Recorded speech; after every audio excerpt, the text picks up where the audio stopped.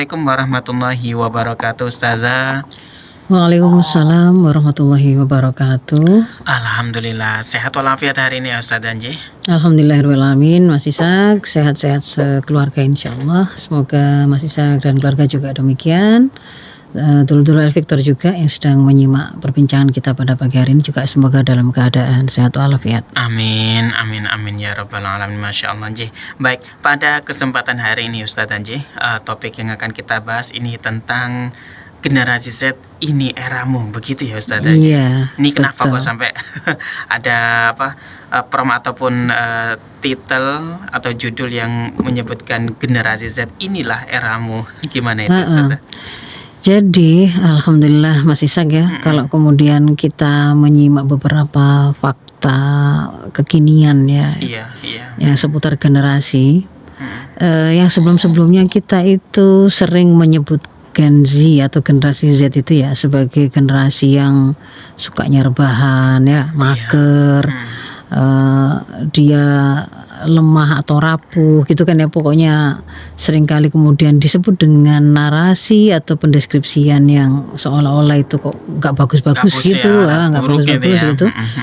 Tapi kemudian pada beberapa fenomena yang terjadi akhir-akhir ini terkait dengan protes-protes sosial yang terjadi ya, bahkan hingga di jalan dan aksi-aksi yang kemudian kemarin memprotes kebijakan ataukah kondisi sosial yang dianggap timpang, kemudian kondisi masyarakat yang dirasa semakin sulit, itu kalau kita lihat yang turun dan mulai menyuarakan itu adalah Gen Z, Mas Ishak. Paling banyak Gen Z kan begitu kan ya, dengan beragam atribut dan cara penyampaian protes ataupun aspirasi mereka yang juga terkenal unik ya.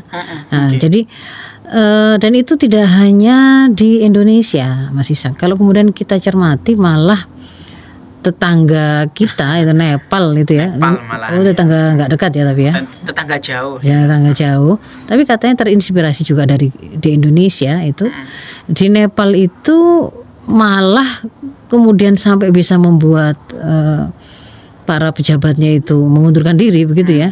Ya. Sampai kemudian di situ terlihat sekali bahwa yang menggerakkan, yang kemudian menjadi garda terdepan dalam upaya melakukan perubahan kondisi masyarakat mereka yang sama gitu ya. Di sana juga merasa keterlaluan itu para pejabatnya itu, rakyatnya itu semakin susah, tapi mereka malah pejabat di Nepal ya ini ceritanya ya, itu malah bermewah-mewah dan flexing begitu kan ya. Sudahlah mereka itu korup, kekayaannya hasil korupsi, tapi kemudian tanpa malu-malu mereka memflexingkannya, mengumbarnya begitu. Nah, yang kemudian memicunya itu ketemu dengan sosmed itu dilarang, padahal itu di antara nyawa atau kemudian itu tempat hidupnya Gen Z gitu loh. Kok kemudian itu dilarang, nah, itu kemudian memicu ya. Sebelum itu juga kalau kemudian kita luaskan lagi ke seluruh penjuru dunia Mas Ishak ya, pergerakan pembelaan terhadap Palestina yang kemudian itu terjadi tidak hanya di sosmed tapi juga kemudian marak di jalan-jalanan di Eropa, di Amerika, itu juga banyak kan, ada di kampus-kampus ya, yang itu notabene adalah Gen Z kan begitu kan ya. Jadi hari ini ternyata Gen Z itu kalau kita di Indonesia mulai melihat loh, mereka bangkit, mulai bangun gitu ya. Mereka mulai mengambil peran yang selama ini kita harapkan untuk menjadi agent of change, agen perubah ya. Iron Stock ya. Mereka yang kemudian kita harapkan untuk meneruskan bagaimana perjalanan bangsa atau negeri ini itu dengan cara yang lebih baik, dan mereka kemudian ternyata mulai menyuarakan itu gitu ya. Artinya mereka tidak menginginkan kedoliman itu dipertahankan, dilanjutkan. Kesusahan situasi hari ini karena ulah-ulah para pejabat yang korup atau karena kebijakan yang itu nggak pro rakyat dan sangat mencekik, misalkan kayak semua yang dipajaki itu kan yang kemudian mereka sebutkan ya. Itu kemudian mereka mulai berani suarakan. Mereka keluar dari zona nyaman ya, berarti yang tadinya mager saja gitu ya, semua di atas kasur, sampai makan, sampai ngegame apapun di atas kasur, ini mereka keluar dari itu panas-panas. Nah itu satu sisi kan menggembirakan masih saya. Jadi ada fenomena itu kita melihatnya. Tapi fenomena yang lain masih komplit gitu ya Ada juga gitu ya yang di negeri ini minusnya juga ya. tidak kalah kemudian banyaknya kasus-kasus yang itu konotasinya ya negatif Mas Isa, karena di situ ada banyak kerusakan, ada banyak kemaksiatan. Apakah itu kasus bullying, apa itu kasus pembunuhan, apakah itu kasus salah atau rusak pergaulan ya, ataukah itu kemudian yang kayak kemarin itu mutilasi sampai ratusan potong iya. dan di apa namanya diikuti dengan living together, fenomena living together, dan itu memang sebenarnya tidak hanya yang sedang apa viral itu kan, ada banyak itu di kota-kota besar, mulai banyak fenomena itu. Jadi kita melihat satu sisi Gen Z ini menampakkan potensi yang selama ini terpendam, yang kita harapkan itu potensi bagus ya, potensi kebaikan yang mereka mulai munculkan, mulai mereka perankan, manfaatkan.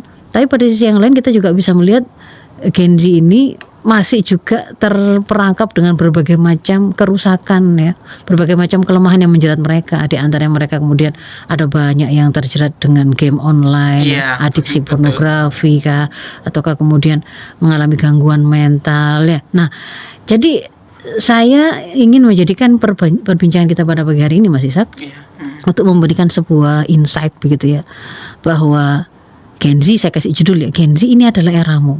Ini adalah eramu. Kamu memang yang kemudian punya porsi peran yang seharusnya terbesar ya. Mengambil porsi menjadi garda terdepan, mulai dari yang menjadi inisiator sampai menjadi pelaku di lapang. Untuk kemudian mempersiapkan masa depan yang lebih baik untuk tidak hanya dirimu tapi untuk dunia secara global. Ini saya bilang ini adalah eramu. Tapi untuk itu maka saya akan mencoba membantu mengurai begitu Mas Ishak ya, apa yang menjadi kelebihan-kelebihan Gen Z, apa yang menjadi kekurangan-kekurangan atau potensi kelemahan Gen Z yang itu kemudian harus kita sikapi, kita temukan formulasinya atau langkahnya, bagaimana melejitkan potensi dan kelebihan yang dia punya, dan sekaligus berusaha mencegah kemunculan atau dominasi kelemahan itu untuk kemudian sampai muncul ke permukaan gitu. Nah, itu apa yang kemudian harus kita lakukan. Jadi mungkin kita akan masuk ke 3 hal itu Mas Ishak ya. Boleh. Mana yang lebih dahulu enaknya kita bahas ini? Kelebihan apa kekurangan? Kelebihan dulu ya. Kelebihan dulu ya. Ya. Jadi kalau kemudian kita bicara Gen Z itu ya manusia ya Mas Ishak ya. Sama dengan manusia yang lain, maka dia itu tentu saja memiliki potensi-potensi yang menjadi potensi pada umumnya manusia manapun. Nah, cuma nanti kemudian diberi kekhasan tambahan, mereka adalah generasi yang lahir ya antara tahun 95 atau 97, dua-duanya bisa dipakai sampai 2012 ya Mas Ishak ya. Nah, jadi sebenarnya pengistilahan generasi atau cohort itu ya, itu bukan kemudian menunjukkan bahwa semua yang lahir pada kurun waktu itu berarti variasinya atau karakternya pasti sama semua, tidak seperti itu begitu ya. Tapi disebut sebagai sebuah generasi atau cohort itu adalah istilah yang menggambarkan ada kemiripan karakteristik begitu ya Mas Ishak ya. Ada kemiripan karakteristik yang khas dalam sebuah rentang waktu tertentu. Nah, meskipun di dalamnya itu nanti tentu saja pasti ada deviasi, ada keunikan individu yang itu tidak bisa disamakan. Nah, biasanya kepentingan kemudian mengelompokkan ini itu adalah karena kita misalkan ingin memahami pada umumnya perilaku dari generasi itu seperti apa, karena mereka kan dibesarkan dalam kurun waktu yang sama, kira-kira lingkungannya agak-agak ya kira-kira mirip lah kan begitu kan ya situasinya gitu ya.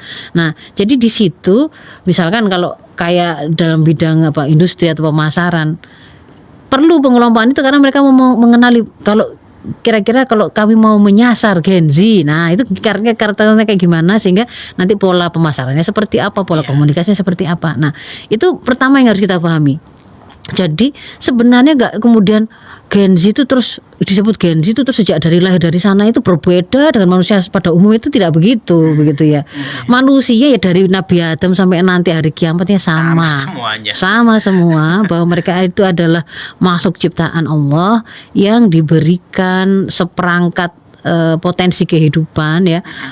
Ada kebutuhan-kebutuhan fisik atau jasmani seperti kita butuh makan, butuh minum, butuh istirahat ya, dan seterusnya. Ada juga perasaan-perasaan atau kebutuhan naluriah ya, kita ingin disukai, dicintai, menyayangi, kita juga ingin diakui eksistensinya, punya rasa takut, punya rasa lemah kadang-kadang. Nah, itu memang bagian dari potensi manusia. Dan yang kemudian membedakan dia dengan makhluk Allah yang lain atau ciptaan-ciptaan Allah yang lain adalah keberadaan akal. Nah, jadi di situ sebagai manusia ya Gen Z itu potensi pertama atau kelebihannya adalah dia punya kemampuan mengakal, kemampuan memahami sebagaimana manusia manapun yang lain, yang dia itu bisa membedakan mana benar, mana salah, mana terpuji, mana tercela, mana baik, mana buruk, itu bisa begitu ya. Itu bisa. Nah, dan kemudian dia juga memiliki rasa, di situ memungkinkan dia itu punya empati, simpati, dia punya rasa sayang gitu. Jadi nggak kemudian terus kalau ini Gen Z kayaknya kok nggak terlalu peduli sama orang, kayaknya memang dia tuh nggak punya rasa peduli pada orang lain. Enggak, ya sama begitu. Termasuk bahwa mereka itu kok kayaknya nggak menghormati orang, dia kok hanya fokus pada dirinya sendiri. Apa berarti dia itu tidak punya yang namanya kesadaran bahwa hidup di dalam kehidupan bersama-sama itu meniscayakan adanya adab atau interaksi yang saling menghormati, misalkan begitu. Ya dia tetap bisa memahami itu, sama gitu loh Mas Ishak ya. Jadi itu dari si potensi pertama ya, potensi sebagai manusia adalah sama. Nah, kemudian ada kekhasan, dia itu lahir dalam sebuah era di mana dunia digital, teknologi digital itu sudah sudah matang ya, sudah mapan. Kemudian internet itu sudah cepat kan gitu kan Mas Ishak ya. Kalau zaman saya masih SMA itu kalau mau internet harus ke warnet, bahkan komputer saja kita harus ke persewaan gitu kan, ngerental kayak gitu. Kalau Gen Z ini sejak dia lahir, dia tumbuh besar berkembang itu memang ketika zaman internet sudah matang, peradaban manusia itu sudah terkoneksi satu sama lain layaknya kampung global yang sangat dekat ya. Apa yang terjadi hari ini di Indonesia dan apa yang hari ini terjadi di Mesir, Palestina, Amerika, semuanya itu borderless gitu kan ya, borderless, yang termasuk juga mereka sudah terkoneksi melalui media sosial, bahkan mulai menggantikan media mainstream bahkan pindah ke media sosial kan hari ini. Nah, itu yang kemudian di antara karakter terbesarnya yang akan mempengaruhi dia punya beberapa sifat gitu Mas, atau karakter yang dipengaruhi oleh itu. Nah, jadi karena dia itu terbiasa terkoneksi secara global, maka dia memang satu sisi kelebihannya dia punya informasi yang berlebih ya, banyak sekali, gampang sekali dapat informasi itu Mas Ishak.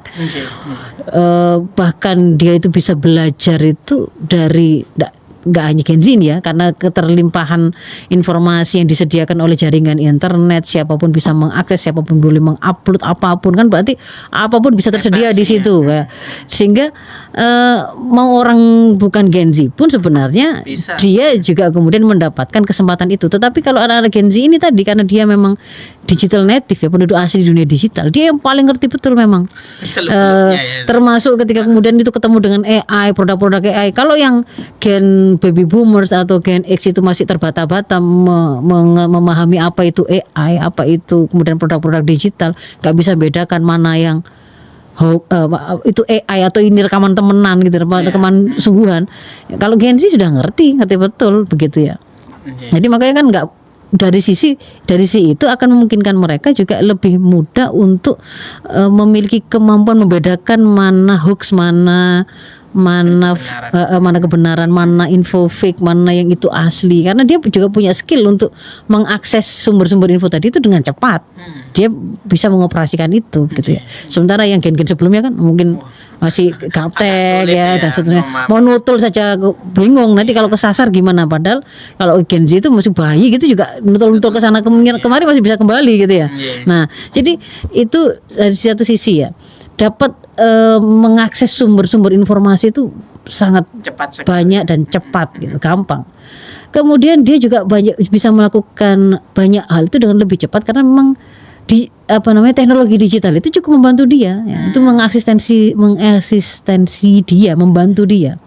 Jadi dia banyak melakukan kegiatan itu terbiasa juga melakukan apapun itu sambil sambil barengan semua gitu loh Mas Isa. Ya. Multitasking. Kalau kita selama ini mengenal emak-emak yang multitasking. Kalau ini Gen Z juga terbiasa multitasking. Jadi telinganya sambil mendengar apa, tangannya sambil mengedit apa atau mengerjakan apa, sambil di HP yang lain dia sedang menunggu orderan atau sambil ikut meeting di mana terus. Jadi itu rapat bisa dilakukan di mana-mana. Itu memang satu sisi yang membuat mereka sepertinya lebih efisien ya. Nah, kerjaannya itu lebih cepat dan seterusnya. Nah, ini positif gitu Mas. Jadi termasuk di situ itu kemudian dia mendapatkan informasi itu lebih banyak sehingga itu juga wawasan mereka lebih luas, tidak seperti kata dalam tempurung. Tapi nanti kita lihat di belakang itu juga pada saat yang sama kita sebutin sebagai kelebihan, pada saat yang lain itu ternyata juga jadi pisau mata dua gitu Mas Isa. Bumerang ya. Nah, jadi itu kemudian dia ini juga kekhasannya. Kalau kita di Indonesia tahun 97 ada apa Mas Isa? Ada namanya Krismon ya, yang sampai mengantarkan pada jatuhnya rezim orde baru gitu ya. Jadi munculnya orde reformasi. Nah, di dunia sebelum itu kan memang juga sedang ada krisis global gitu ya, krisis global. Nah, jadi dia itu ketika sejak dari kandungan berarti Mas Isa, dia itu ada dalam kondisi orang tuanya itu krisis ya, struggle iya kan, sampai dia itu berjuang untuk dilahirkan itu kok orang tuanya itu sudah terbiasa untuk membawa dia dalam sebuah perjuangan gitu loh. Dan itu mencetak mental tersendiri loh itu Mas Isa. Oh, itu bisa ya? Bisa mencetak, iya ya. Belum kemudian nanti dilanjutkan dengan kondisi berikutnya, keluar orang tuanya tetap masih struggle. Beda dengan kondisi sebelumnya kakaknya yang milenial itu yang pada akhir-akhir tahun, pada tahun-tahun dia lahir itu justru orang tuanya sedang pada posisi mulai mapan-mapan, sehingga kemudian menginginkan kalau si anak-anak yang milenial itu sudah belajar saja kamu itu, kamu butuh apa nanti orang tua akan memenuhi.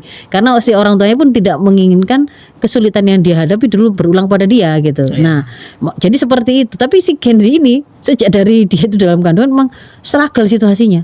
Sudah gitu pada waktu dia itu lahir dan tumbuh dewasa membesar, Gen baby boomer dan X yang sebelumnya itu struggle kan ada pada kemapanan dan mempertahankan kemapanan ini bahkan dengan cara-cara yang korup. Nah, yang itu kemudian pada waktu si Gen Z ini besar itu dia hidup dalam kondisi kesenjangan ekonomi itu ya sudah semakin menganga. Jadi ya gitu ya, yang kaya yang memang punya akses, yang ganteng, yang pokoknya yang secara fisik, secara materi itu mereka dikatakan sebagai kelompok yang unggul. Wah, itu kayaknya gampang urusan itu. Kalau ada kasus apa bisa dilepas. Tapi kalau kemudian orang-orang yang miskin, sekolah angel, kalau ada kasus itu langsung meskipun dia benar itu bisa dipenjara. Kalau misalkan dia itu kehilangan atau misalkan kemalingan sepeda maka dia akan kehilangan rumah gitu. Ibaratnya kan seperti itu. Pokoknya suasana yang kemudian habis dari kondisi makmur yang kemudian ternyata itu dipertahankan dengan keadaan korup itu ada pada kondisi yang membesarkan Gen Z. Kuliah kalau zaman Gen X seperti saya itu masih subsidi besar dari negara. Belum berbentuk BHP kampus itu. Tapi ketika kemudian waktunya Gen Z justru BHP. Kan gitu ya. Justru kemudian UKT, justru pemasukan terbesarnya kampus itu ya dari usernya kan begitu. Dan itu memang mahal. Akhirnya kan kuliah menjadi mahal. Sedang ada transformasi besar-besaran dari SMA ke arah yang sifatnya kejuruan karena nggak bisa kuliah kan supaya langsung bisa kerja. Dan gitu jumlah mereka lagi besar-besarnya.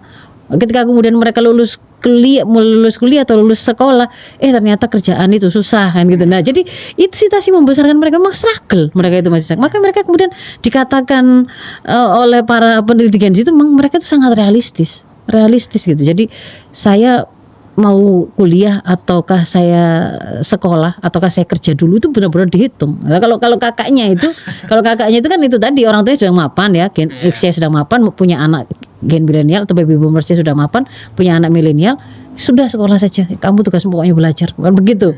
Nah, nanti beda ya nanti ya. Ya, jadi memang itu ada milenial itu juga agak-agak kemudian menjadi generasi penikmat memang akhirnya pada kondisi tertentu ya, yang mereka tentu saja yang ada kondisi seperti itu. Kalau ada yang secara khusus ada mereka-mereka yang masih kesulitan struggle dari awal ya tetap ada. Tadi kan sudah saya sampaikan ya, namanya pendeskripsian itu tadi itu sebenarnya dicari karakter yang mirip-miripnya itu dalam rentang waktu itu apa.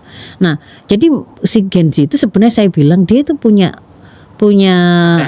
potensi untuk memang melihat dengan nyata apa ketidakadilan atau kerusakan yang sedang terjadi di tengah masyarakat. Ya, bahkan mereka merasakan itu sejak dalam kandungan begitu. Struggle-nya itu. Tadinya orang tuanya itu mapan, kena krismon mulai dari awal. Orang tuanya kan struggle di situ, berjuang. Nah, itu mempengaruhi juga mentalnya. Ya, sekarang jadi aktivis-aktivis itu rata-rata anak-anak tahun 95 yang gitu lahirnya itu. Iya, ya anak-anak Gen Z ini. Anak-anak Gen Z yang tua-tua ini gitu. Ya. Yang kemudian yang lain lagi adalah karena mereka kemudian biasa terkoneksi secara global, mereka juga terbiasa bekerja sama dalam konteks global. Contohnya misalkan K-pop fansnya itu loh, fans K-pop misalkan apa namanya itu? Fansnya. Itu kan misalkan dia ingin menaikkan idolnya supaya tanggal lagunya itu tetap teratas. Dia mainnya koordinasi secara global. Kan gitu kan ya. Langsung biasa itu mereka itu melakukan koordinasi secara global itu biasa gitu. Yang melalui grup-grup makanya kemudian dikenal juga mereka itu bagus dalam melakukan rimpang movement. Rhizomatic movement atau gerakan rimpang. Jadi dia kayak nyebar gitu loh, masih saya ke arah horizontal gitu. Biasanya mainnya kan pakai sosmed dan tagar.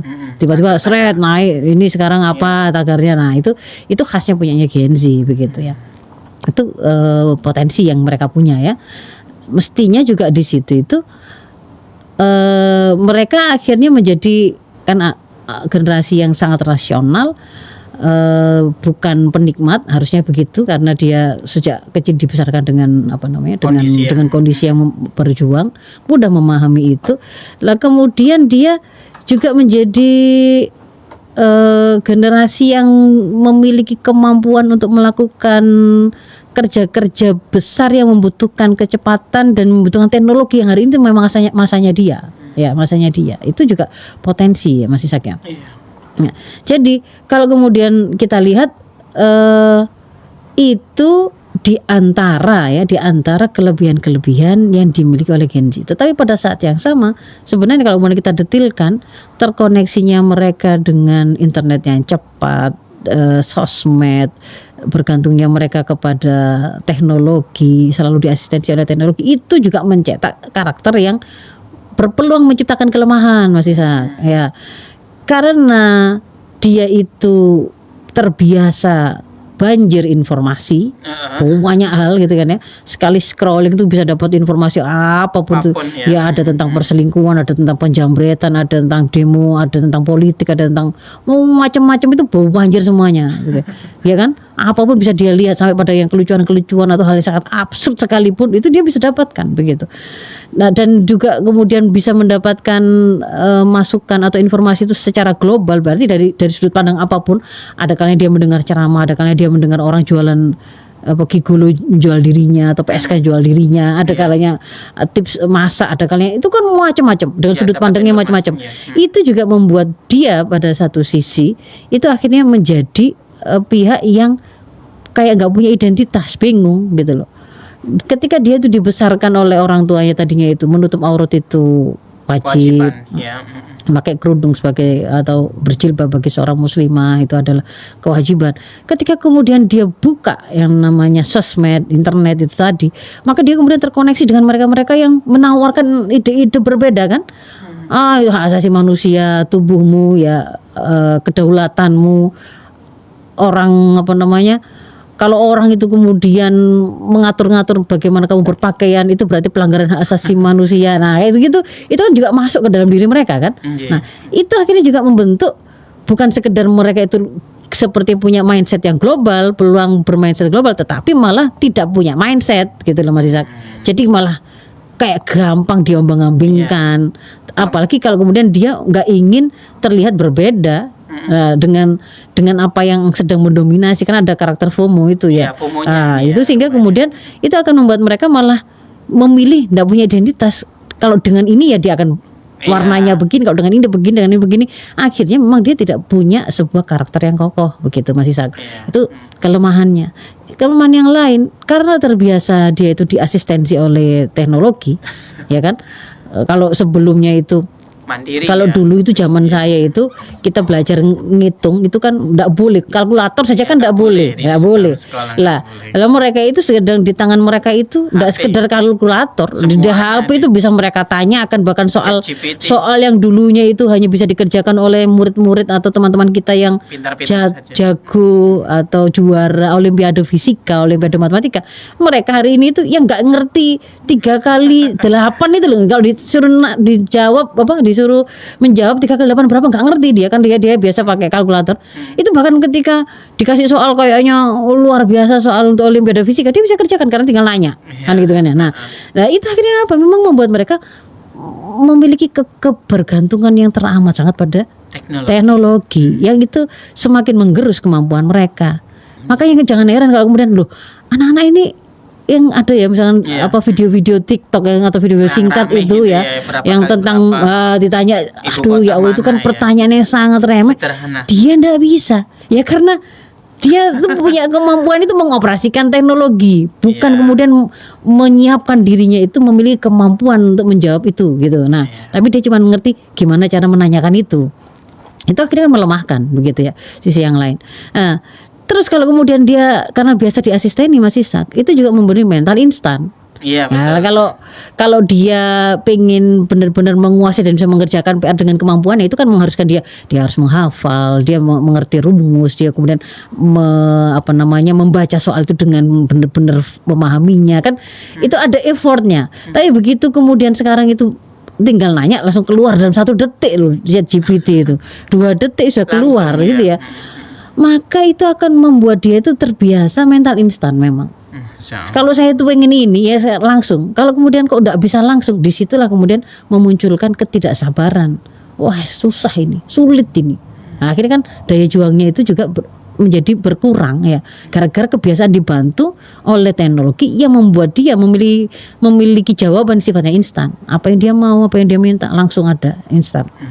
Nah sisi yang lain itu kan tadi ya struggle-nya jadi kurang ya. Apalagi kemudian kalau karena dia itu terbiasa dengan audio visual ya, tampilan yang sifatnya audio visual, sesuatu yang sifatnya itu monoton, bergerak relatif tidak bergerak, maka dia akan bosan sehingga daya konsentrasinya memang sangat pendek gitu karena dia terbiasa harus nyekrol. Kalau nyekrol itu kan gonta-ganti suara, gonta-ganti warna, gonta-ganti gambaran, tampilan dan seterusnya. Nah, kemudian terus gurunya nerangkan hanya monolog. Wah, Masya Allah, sudah itu struggle betul dia untuk bisa mendengarkan itu. Tidak hanya gurunya, ini pada apapun juga akhirnya mendengarkan penjelasan agak panjang sedikit dia tidak memiliki kemampuan itu, kayak susah banget karena daya konsentrasinya itu tanpa dia sadari secara alami terbentuk pendek gitu. Nah, ditambah lagi dengan ini misalkan ya short itu Mas Ishak ya. Itu kan kita nggak perlu pakai nyari saya mau nyari apa, tinggal scroll saja kita bisa dapatkan apapun yang macam-macam Ya, kadang-kadang itu bisa mendapatkan hiburan berupa lelucon, ada tindakan-tindakan konyol atau apa. Kadang ada berita, ada berita kecelakaan, ada kala yang kemudian nasihat yang sangat bagus gitu kan dan seterusnya. Itu memenuhi semua kebutuhannya tanpa perlu effort banyak. Ya kan? Nah, sisi yang lain itu tanpa dia sadari kalau dia terbiasa begitu. Satu saat ketika kemudian dia menginginkan sesuatu ternyata harus ada effort, apalagi orang lain itu enggak ngerti.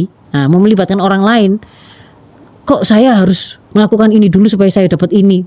Itu akhirnya membuat dia seolah-olah kejam banget ya orang-orang itu. Kejam banget ya.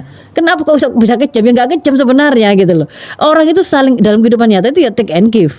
Tapi karena dia itu begitu tenggelam dengan dunia digital dan dia tadi terbiasa dapat apa yang dia mau tanpa perlu soro-soro gitu, nggak perlu effort yang besar. Itu memang mencetak itu tadi mindset bahwa orang itu melayani dia. Nah di situ tuh yang kemudian membentuk karakter juga kayak kurang empati dari sisi kok fokusnya itu ke dirinya gitu ya. Jadi ketika diminta dia itu agak berkorban sedikit itu atau didisiplinkan pada waktu kerja, didisiplinkan, ditegur sedikit, itu jahat banget gitu mereka itu sama saya padahal ya itu sebenarnya biasa. Tapi ya gara-gara itu tadi gitu ya di antara yang membentuknya. Kemudian lain lagi apa Mas Isak ya? Karena semua biasa termasuk komunikasi itu tadi itu kan terkoneksi global sih, tapi kan melalui sosmed, melalui internet, melalui gadget. Dan itu membuat mereka akhirnya tanpa disadari gitu ya, membentuk sebuah pola komunikasi yang semua itu harus didaringkan, di-online-kan.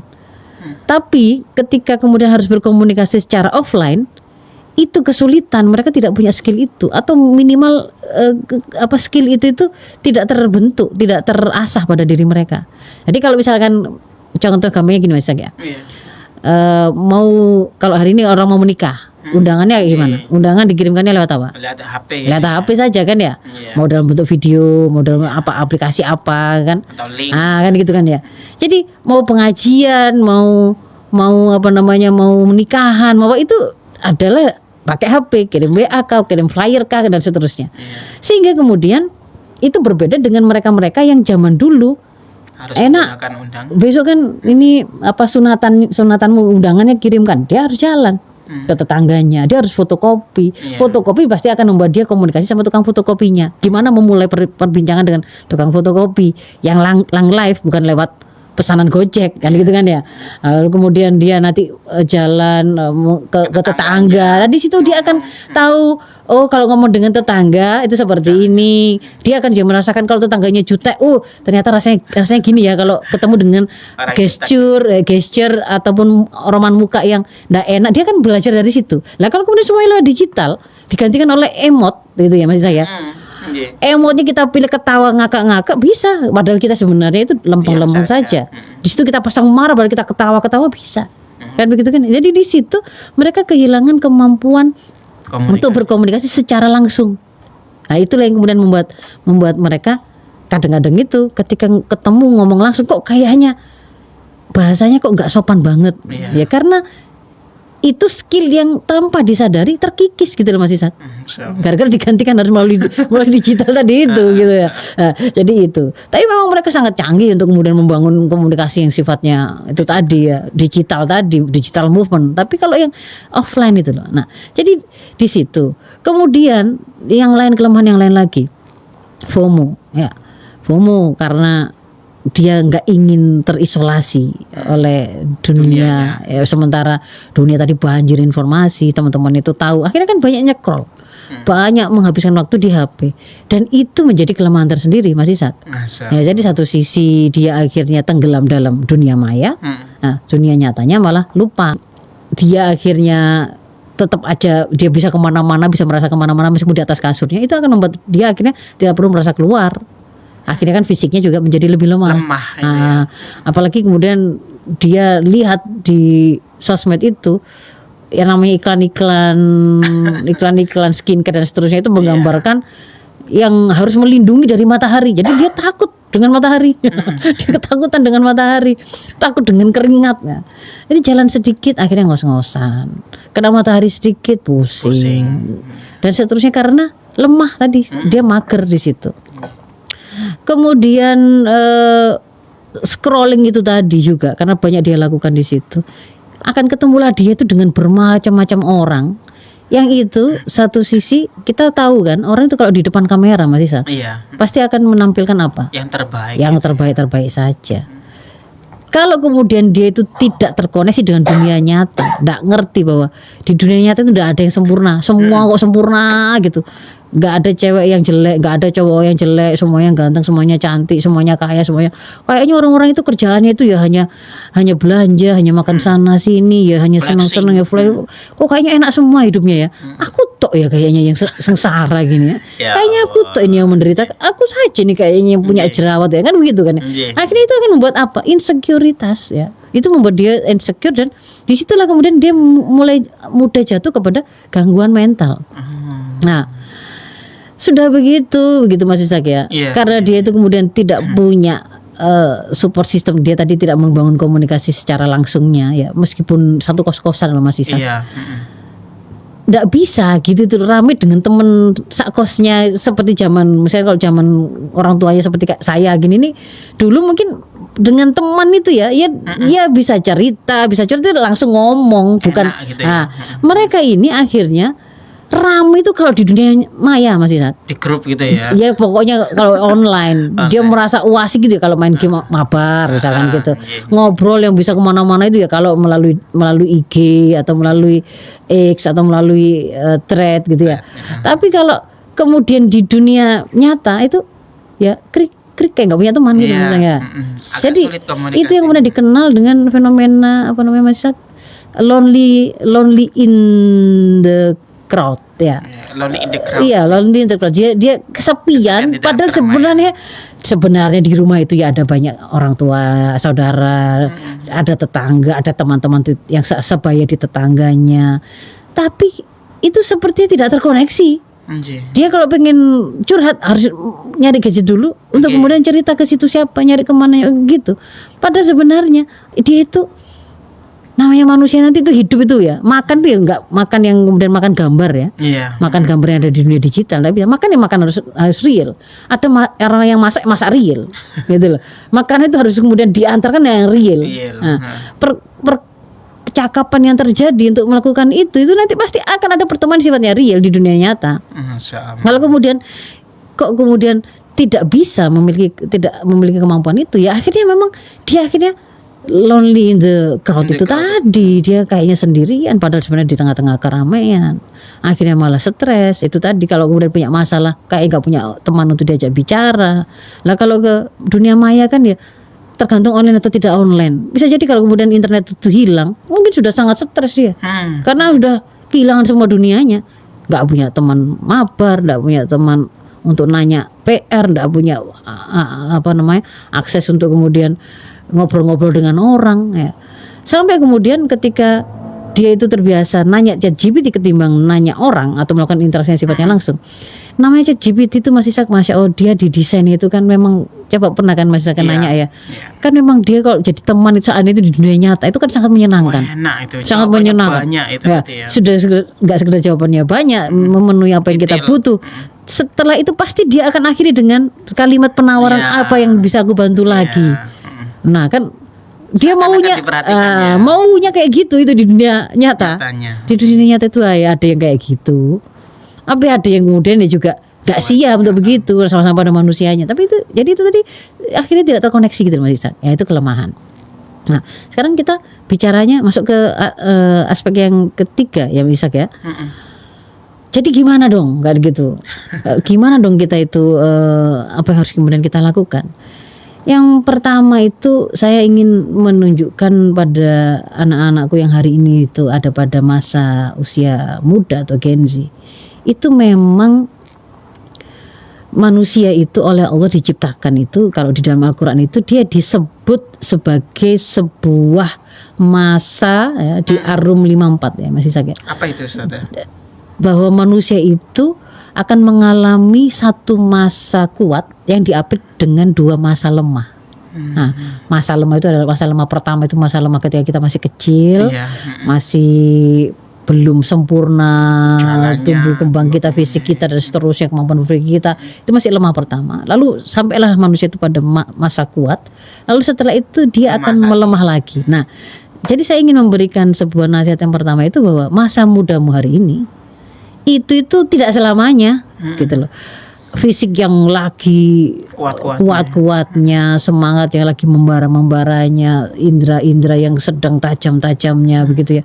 Itu tidak selamanya. Akan ada masa di mana mata itu akhirnya menjadi lemah, otot itu menjadi lebih lemah, tulang juga begitu dan seterusnya. Ya. Jadi termasuk kemudian hari ini ketika kemudian secara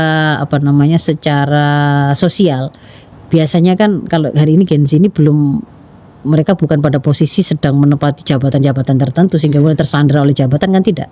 Yang sedang menjabat hari ini itu adalah yang gennya itu seperti saya ini, ya, yang sedang jadi dekan, menuju OTW menjadi rektor, ya itu menjadi calon menteri itu gen X seperti saya begini nih. Nah, mereka ini sedang memang tidak nothing tulus lah kalau kemudian mau bergerak menyampaikan apapun itu, sehingga punya idealismenya itu kan masih memang asli gitu ya, belum direpotkan dengan kepentingan susu anak, pampers anak dan seterusnya itu. Nah, tapi itu nggak selamanya gitu loh Mas Ishak ya.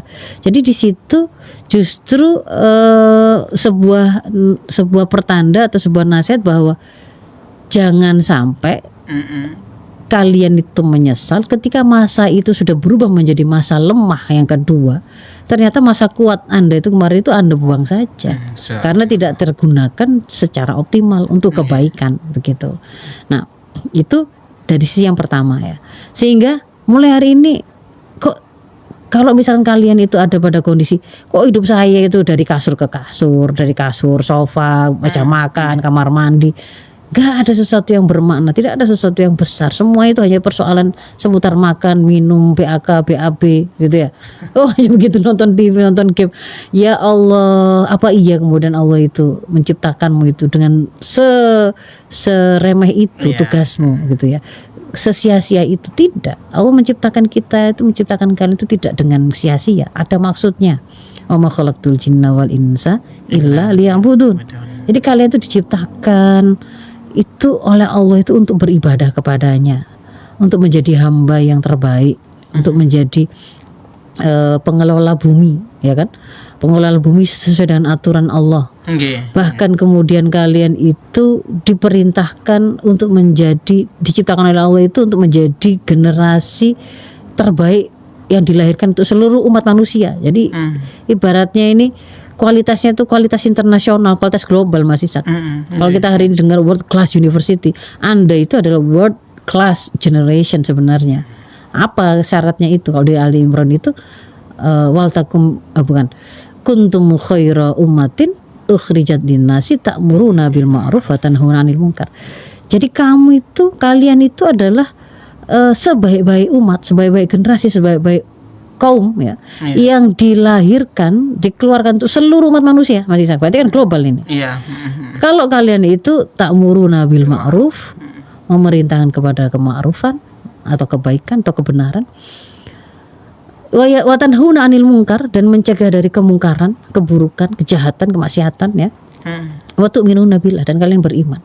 Nah, ini kalau hari ini kemudian jadi kalau saya itu pengen menjadi generasi terbaik kualitasnya, bahkan terbaik seluruh dunia, itu apa? Gak harus kamu itu harus punya titel profesor, di depan itu berjejer-jejer berapa, di belakang jejer berapa, enggak harus. Enggak harus ya. Kalau kemudian kata Tuhanmu yang menciptakan kamu bisa menjadi generasi terbaik itu, pertama kamu beriman. Lalu kemudian kamu mengambil porsi untuk menjadi satu kaum atau generasi yang tegak untuk membela kebenaran, menyuarakan amar ma'ruf, dan mencegah dari kemungkaran atau kejahatan. Jadi kalau kemudian hari ini kemudian kalian itu tadi melakukan tadi itu ya, ada protes kepada kebijakan yang salah, yang dolim, pajak yang mencekik rakyat, atau kemudian di global itu Gen Z bergerak karena menolak genosida. Di Indonesia belum terlalu untuk membela terhadap Palestina ini.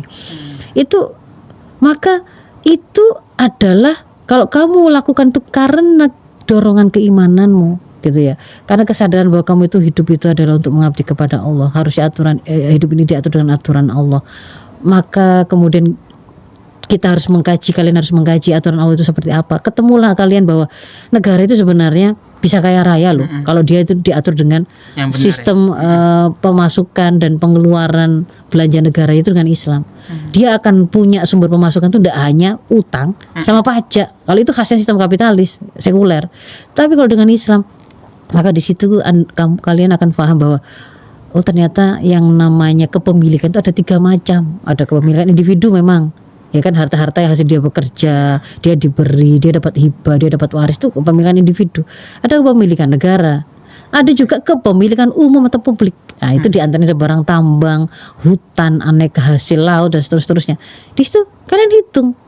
Sekarang kemana dia? Kok negara ini kok kemudian hanya mengandalkan pajak saja? Semua dipajaki misalnya begitu. Kok utang saja? Nah, jadi di situ Anda akan ngerti. Oh iya, ternyata harusnya saya menyuarakan itu. Iya, kalau kalian lakukan itu maka kalian menjadi generasi terbaik untuk seluruh umat manusia. Termasuk menyerukan kebenaran, menyerukan kebaikan. Apa yang kemudian terjadi misalkan di Palestina, itu luar biasa kejahatan peradaban manusia terbesar sampai hari ini itu tetap terbesar Mas Ishak ya. Sudah berpuluh-puluh tahun ya. Iya, sudah 70-an tahun lebih ya, hampir 80 tahun. Kemudian kalau sekarang kan sudah 680-an ribu Mas Ishak. Perang Amerika dan Vietnam saja itu kurang dari 60 ribu. Itu dikatakan sudah perang yang sangat besar, korbannya banyak. Tapi itu dalam jangka waktu 20 tahun mereka. Yang terjadi di Gaza itu kurang dari 2 tahun sudah 680-an ribu.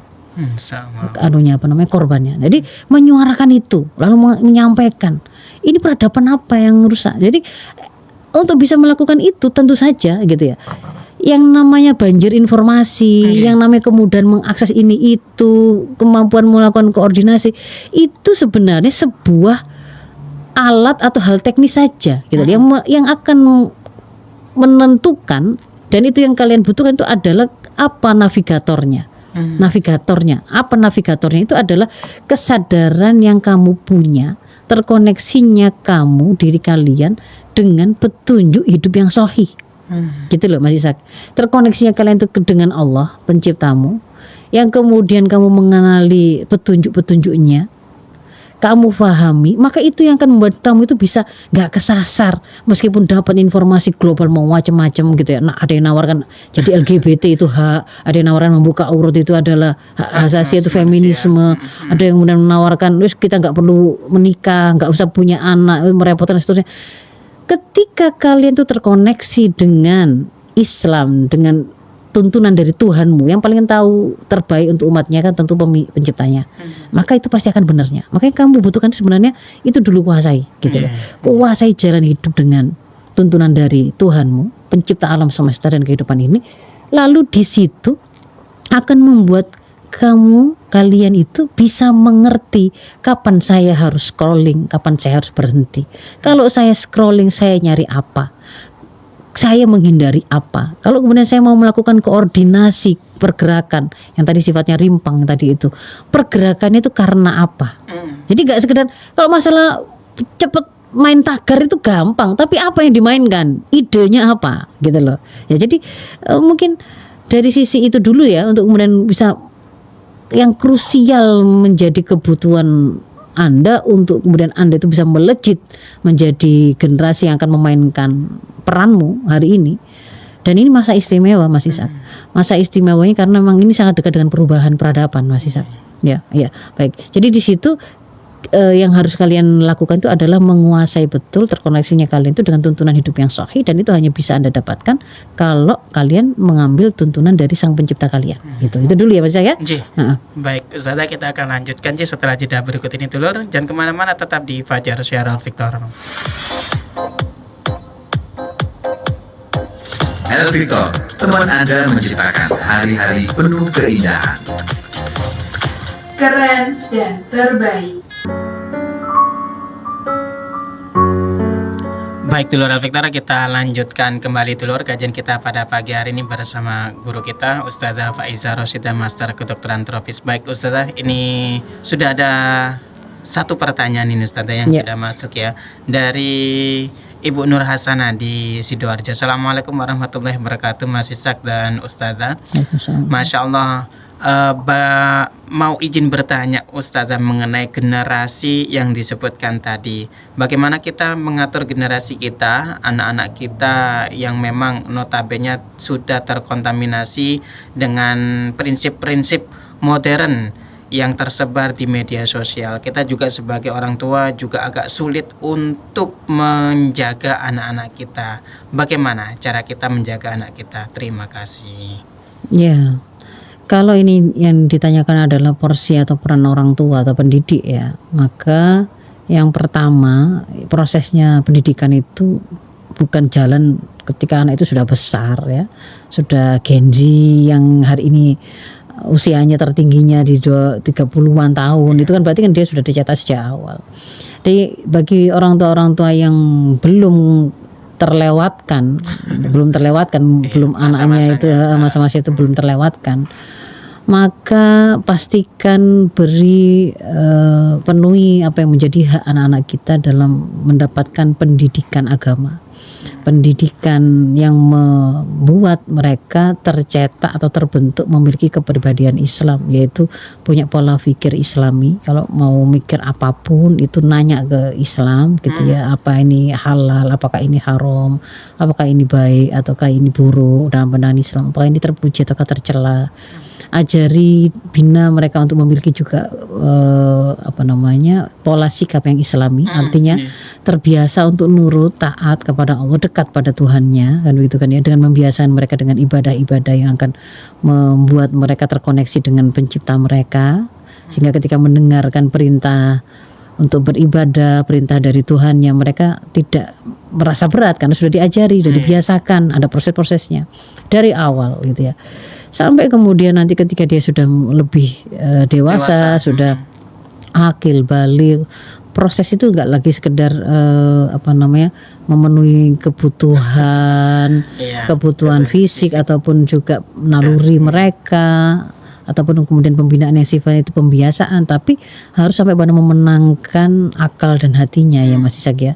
Ya harapannya berarti orang tua sudah dekat, sudah terjalin hubungan yang dekat dan hangat dengan anaknya, dan sekarang ini tinggal kalau mereka itu belum lengkap sakofah atau pemahaman yang mereka ketahui tentang Islam, disitulah kemudian kita berdiskusi, kita mengajarkan, atau kalau kemudian orang tua itu pada kondisi tidak memiliki ilmu untuk mengajarkan, berarti belajar bersama atau memanggil guru. Nah, jadi memang proses pendidikan ini harus dilakukan sesuai dengan masanya. Kalau kemudian ada yang terlewatkan, itu memang harus dibayar di belakang ya, dibayar di belakang. Bisa jadi ada yang sudah kadung ada kenakalan. Tapi tetaplah bersabar bahwa kalau kemudian di sana itu mulanya terjadi karena ada kemaksiatan yang kita lakukan, taubatan nasuha itu tidak ada terlambatnya gitu, tetap jadi baiknya. Kalau memang ada kemarin-kemarin itu pengabaian, ya berarti mulai sekarang jangan diteruskan, maka lakukan perbaikan. Itu kan yang pertama. Yang kedua berarti memang orang tua itu diminta, atau pendidik itu memang harus memiliki modal untuk mendidik. Tidak sekedar modal mendidik dalam arti pemahaman untuk dia ajarkan, tapi dia juga harus menjadi teladan dalam profil yang mengaplikasikan pemahaman itu. Karena akan sangat sulit orang tua itu menegesi sholat atau nak, kamu enggak sholat, tapi orang tua yang enggak sholat. Kamu itu yang sopan bicaramu itu, yang lembut pada orang tua, tapi orang tua itu enggak karu-karuan contohnya sehari-harinya. Jadi memang dia harus jadi teladan, Mas Ishak ya. Kemudian yang berikutnya, penjagaan orang tua pada anak itu juga melalui makanan halal yang menjadi nafkah. Iya, karena hadis itu menyebutkan tidaklah daging yang tumbuh dari harta haram itu lebih berhak kecuali di neraka. Sehingga kalau anak itu, keluarga itu memang dikasih makan dari hasil korupsi, Mas Ishak ya, menipu orang, dolimi orang, itulah pasti itu gawanan itu, bawaannya itu dia akan diajak untuk melakukan maksiat. Kalau bisa mati di situ kan gitu ya. Apa akhirnya dipakai habis untuk dipakai gendaan gitu ya, Mas saya beli PSK atau kemudian pakai narkoba, ataukah kemudian itu sewa tukang pukul untuk bunuh orang, itu saja namanya harta haram gitu ya, akan muter membawa si pemakannya itu untuk melakukan kemaksiatan, ya apakah zina atau dan seterusnya. Maka pastikan para orang tua itu harta yang dibawa pulang itu yang halal saja. Kemudian yang ketiga Mas Ishak, bagi orang tua itu, kita itu mendidik anak itu bukan dengan kemampuan yang kita sendiri ya. Kita itu mendidik bersama Allah. Bahkan sandaran kita itu Allah gitu. Sehingga jangan lupa selalu membentengi dan memberi bekal pada anak kita dengan doa terbaik kita yang tidak pernah putus. Ya, harapan terbaik. Jangan sampai kemudian sudah kita itu sudah putus asa, ini sudah nggak mungkin baik lagi. Jangan. Harapan orang tua itu akan jadi doa. Insya Allah setelah ini akan baik, setelah ini akan baik. Saya selalu mendoakan jadi kebaikan gitu ya. Jadi di situ yang penting itu Mas Ishak adalah keikhlasan, keistiqomahan orang tua itu untuk berusaha jadi orang tua yang taat kepada Allah dan memperbaiki diri setiap saat. Kalau ada bekal-bekal atau modal-modal yang bisa semakin membaguskan orang tua itu bisa mendidik, belajarlah gitu. Jadi mengupdate gitu ya. Itu yang dilakukan. Bagi untuk anak-anak kita ini kan sudah mau habis ya Mas Ishak ya? Sudah habis. Sudah habis ya. Jadi, mungkin closing statement lah untuk statement atau pesan untuk anak-anak Gen Z kita ya. Kuncinya cuma 2 lah sebenarnya, mungkin yang saya mau nitip ya. Supaya kalian itu bisa memainkan peranmu ya. Ini eramu, bukan era orang yang sudah tua-tua itu, karena orang tua-tua itu sudah sakit-sakitan bahkan. Bukan era adik-adikmu yang masih lemah, tapi ini eramu. Kamu yang ada dalam kondisi terkuat terbaik. Maka manfaatkan betul dengan berusaha menjadi pribadi muslim yang dikatakan oleh Allah sebagai generasi terbaik yang dilahirkan untuk seluruh umat manusia. Yang itu memiliki karakter kamu harus beriman, kamu harus beramar ma'ruf nahi mungkar. Secara teknisnya 2 yang kalian perlu lakukan. Yang pertama, kalian harus punya kemampuan menavigasi dan bersikap dengan tepat di tengah digitalisasi hari ini. Berbagai macam gempuran, terkoneksinya secara global itu supaya nggak terombang-ambing, karena di situ tuh awal mulanya kan, ya kan? Bagaimana bisa menghentikan scrolling, nyetop, nyari apa, melakukan apa. Itu kalau kamu punya kemampuan menavigasi. Navigasi dengan benar itu adalah ketika kamu terkoneksi dengan ideologi yang sahih, cara hidup yang benar. Cara hidup yang benar itu ya cara hidup yang diberikan oleh Tuhanmu, ditunjukkan oleh Tuhanmu. Maka pelajari itu pesan pertama ya. Yang kedua, kamu harus jadi profil yang kokoh,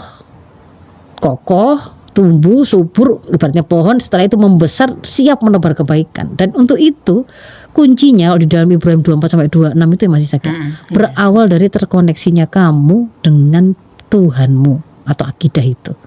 Maka jangan malah kemudian menjauh dari Tuhanmu, penciptamu, sok-sokan jadi agnostik, sok-sokan jadi orang-orang gak beragama. Itu gak keren gitu. Yang akan membuat kamu kokoh ya, nanti itu kamu itu akan bisa menghadapi keberatan apa ujian seberat apapun kalau kamu terkoneksi dengan zat pemilik kekuatan yang tanpa batas, dan itu adalah pencipta alam semesta ini. Semakin kamu meninggalkan Allah, semakin kamu tidak punya kekuatan apapun, pasti nanti tambah stres, tidak bisa kokoh tadi itu Mas Ishak. Jadi mungkin itu pesan singkat atau sederhananya, lakukan itu. Semoga kalian menjadi generasi-generasi muda Islam yang akan membuat peradaban sekuler rusak kapitalisme hari ini yang merusak hari ini itu segera runtuh dan digantikan dengan peradaban Islam, sehingga semua dunia ini bisa merasakan peradaban yang lebih baik untuk semua. Mungkin itu Mas Ishak. Afu minkum ihdinas siratal mustaqim. Assalamualaikum warahmatullahi wabarakatuh. Waalaikumsalam warahmatullahi wabarakatuh.